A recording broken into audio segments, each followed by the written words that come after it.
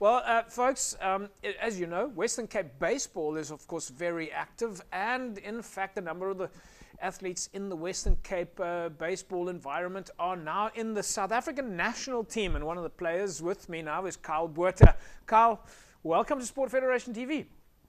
JP, pleasure to be here. Thanks for having me. So I understand this isn't your first time. You've actually been here before. We were here at that stage speaking about the World Baseball Classics, which is, what's coming up now for us again. It was the qualifiers that we were attending in Sydney, Australia. Okay. And we just spoke about our preparations for that tour and our expectations as a national team and what we wanted to achieve out of that. So, yeah, it was great. What is the World Baseball Classic? I mean, we keep hearing this, and obviously we see baseball on TV and millions of fans. But for those that missed your show then 3 years ago, what is the Baseball Classic? So the World Baseball Classics, I understood it came about because MLB wanted to showcase baseball worldwide, and with baseball being dropped from the Olympics at that stage, they wanted to showcase baseball at that highest level. And so came about the World Baseball Classics. And the first rendition of it was in 2006, then 2009, and then every 4 years from then on.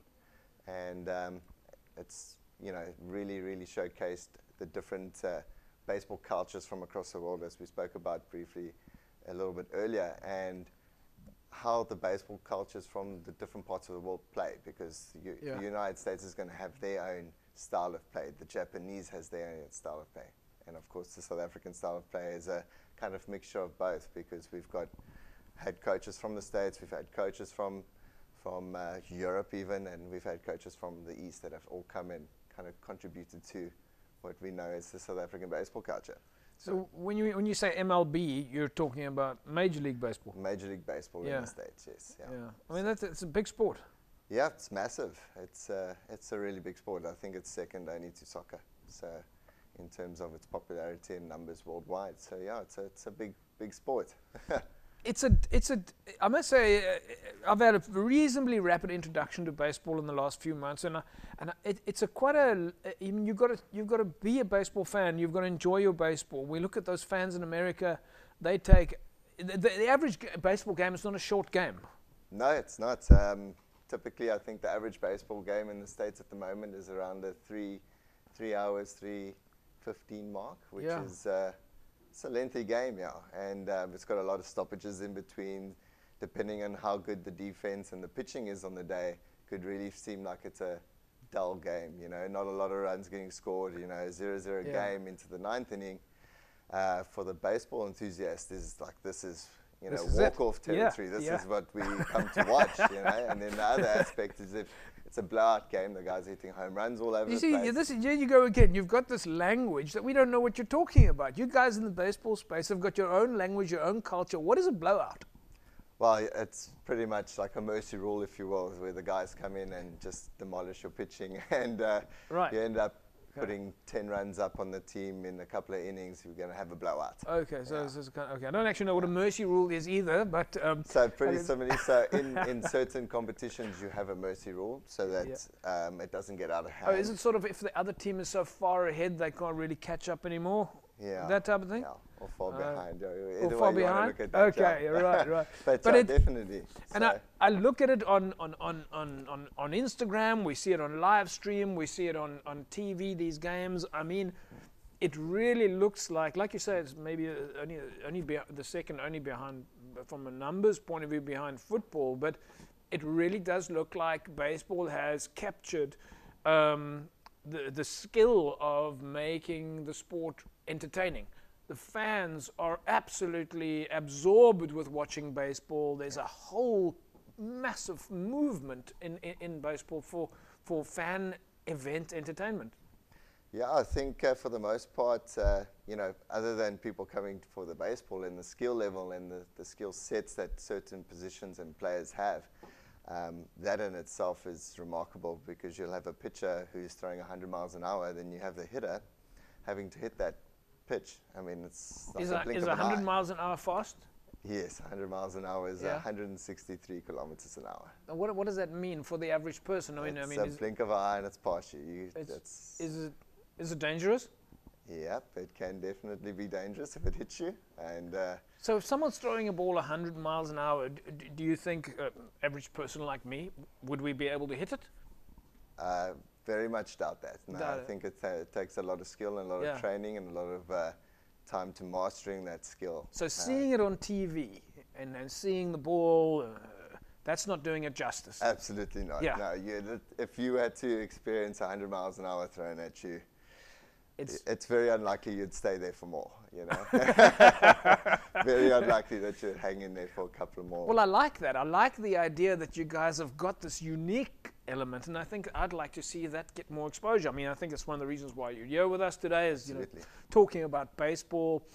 Tell us a little bit about your baseball. You're a catcher. How did you get started with baseball? Yeah, so we actually moved down from Johannesburg. Father got a job in Cape Town, and I joined a local football club and played football as a 5-year-old at the club, make friends, get involved in the community that I was going to be staying in. And that summer they started a baseball team, and some of the guys that I was playing football with, they were going to start, and I was like, okay, well, my friends that I've made us playing, I'm going to play, and the rest is history. That's, geez, a long time ago, 29 years. Is it how much do you guys practice as baseballers? Most sport codes. I mean, we also know that you guys locally, you're all amateurs. You've all got full-time day jobs or students or whatever the case may be. I mean, from a baseball point of view, how is it a weekly training, daily training? Yeah, so it varies from person to person and the time that they have. Yeah. But typically, when you're in the club structure, we have 2 trainings a week, maybe a players only hitting session on a Friday afternoon where a couple of guys will meet up and do a little bit extra, and then we'll play our games on the Saturday. But yeah, for the it's pretty much the structure that we follow here.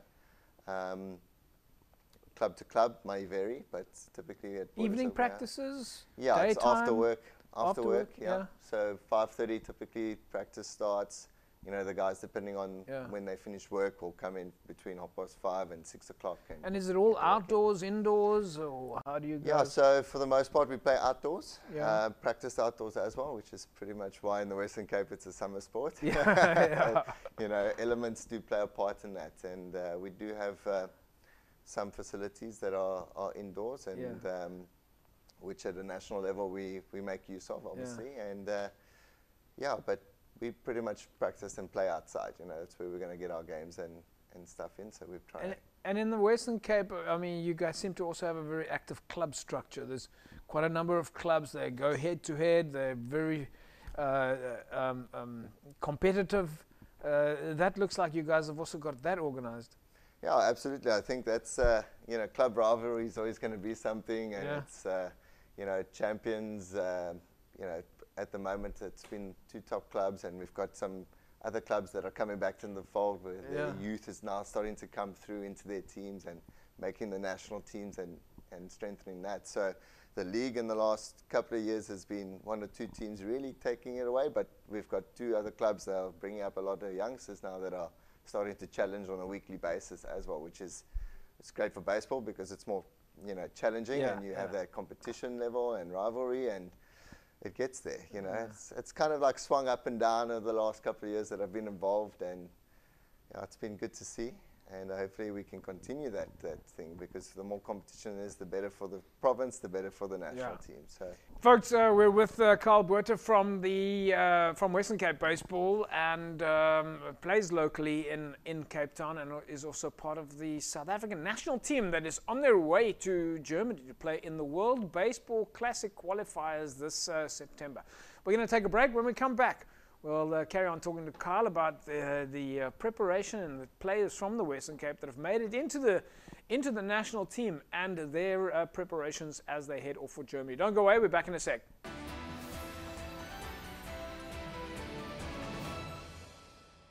Right, with me in studio is Kyle Botha from Western Cape Baseball, plays in the Cape Town area, and of course a member of the national team that is on their way to Regensburg in Germany, where they'll be playing in the World Baseball Classic qualifiers.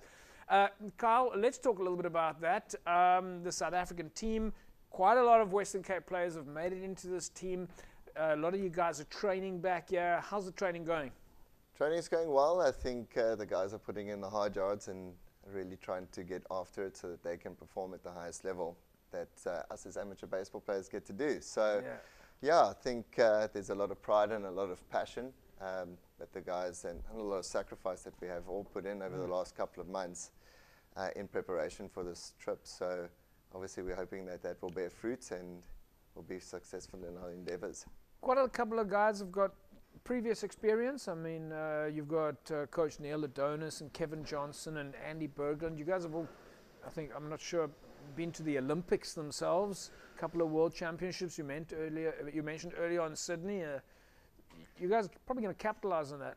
Yeah, so we've got some experience and a lot of guys that have been in and out of the national team over the last 15 years, if you will. Yeah. From a coaching point of view, Kevin and Neil were both at the Olympics in Sydney, Australia in 2000, I think was the last time we made it. Yeah, yeah. Did you play in that? You played in those Olympics, right? No, unfortunately. No? I was only 12 years old at that age. Right, so, okay. so I'm not as old as I look. All right. Yeah. We're not going to give any ages away on the show here, but yes. Yeah, and then obviously Andy's been involved with the South Africa, or coming out to South Africa as a representative of Major League Baseball at one point, and then he obviously came on board as part of the coaching staff, I think for the first time in the last trip, which was the World Baseball Classics 2016. He was part of the coaching staff on that South Africa team as well. And he took us, he helped us out a lot. Neil was also part of that team as a hitting coach at that stage. And yeah, they obviously both instrumental, both bring a lot of international experience, both bring a lot of coaching experience to it. So we'll definitely be feeding off both of their knowledges, you know, obviously their baseball heads, and hopefully they can help push us over that edge as well. You know. Kyle, one of the dynamics of baseball is that you have a number of players, because of the format of baseball, you have players internationally playing at different clubs around the world. So quite a few of your teammates, you guys will only get together in Germany at the World Champs? Yeah, so obviously with baseball being a world sport and having players either going professional and playing over in the States, in Europe even, there's professional leagues that side, and then having guys immigrated to other parts of the world, still playing baseball, still South African, still eligible to play for South African baseball. So I think that's quite cool. A lot of them I haven't seen for a couple of years. Obviously, due to COVID, we haven't traveled, we haven't gotten together.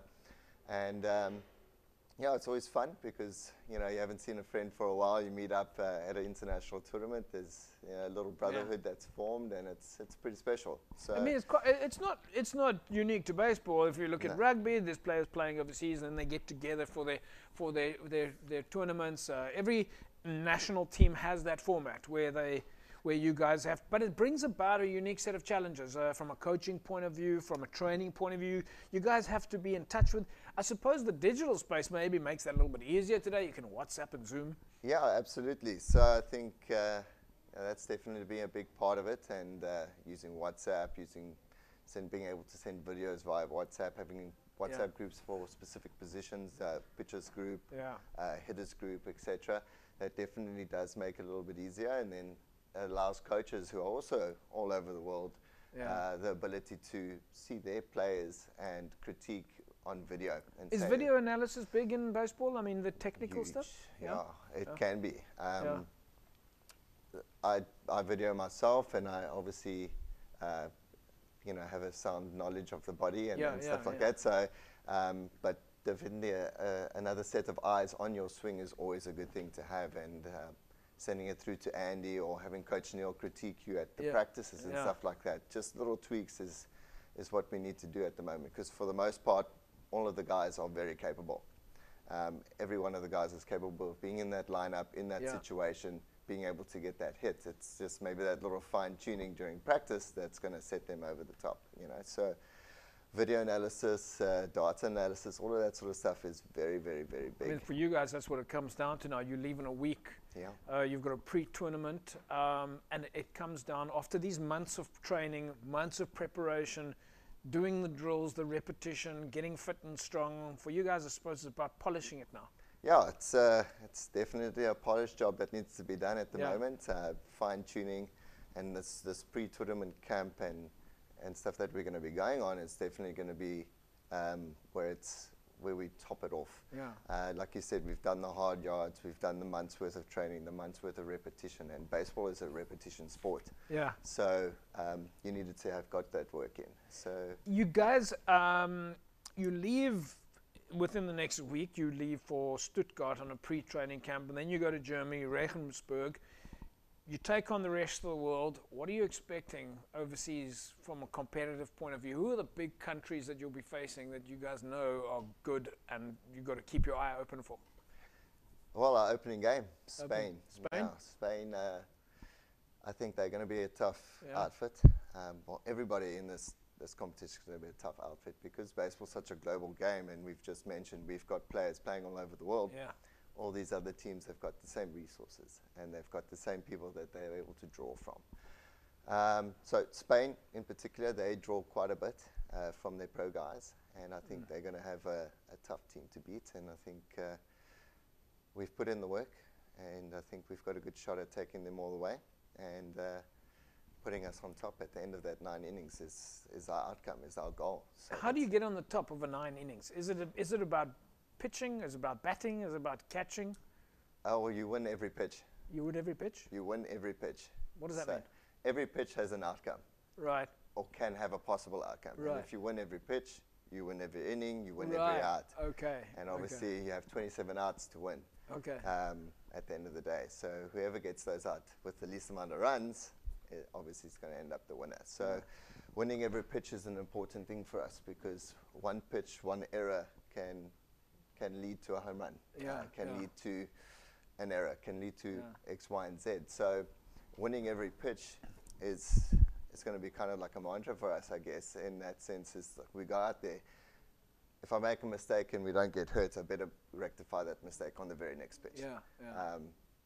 Or if I give up a hit, I know that it's a single, the guy's on first base, the very next pitch I can get a double play and have 2 outs. Right, you're back to that language that I've lost you on.